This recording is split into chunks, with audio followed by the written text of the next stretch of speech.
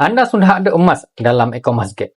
Jangan lupa untuk fizikalkan emas anda daripada akaun Emasgate. Gram dalam sistem akaun Emasgate boleh jadi emas sebenar di tangan anda. Kita seronok lihat gram emas bertambah dalam akaun Emasgate. Menabung 100 demi 100. Gram akan bertambah demi gram. Tetapi ramai yang ragu-ragu ingin keluarkan emas fizikal. Saya pun bermula dengan menabung di akaun Emasgate. Saya pun kumpul sedikit demi sedikit seperti anda. Bila cukup gram, saya keluarkan emas fizikal.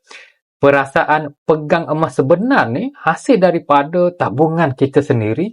Perasaannya sangat luar biasa. Jadi kenapa kita perlu fizikalkan emas daripada akaun Emasgate? Yang pertama ianya kita nampak dan rasa hasil tabungan kita sendiri.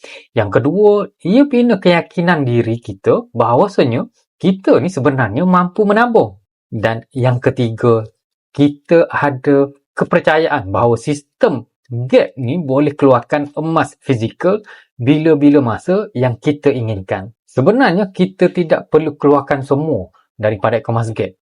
Cukup untuk permulaan seperti sekeping 1 dinar ataupun sekeping 5 gram bunga emas. Pegang sendiri, ianya menjadi semangat untuk kita menabung dengan lebih konsisten. Adakah anda telah memiliki emas fizikal yang pertama anda?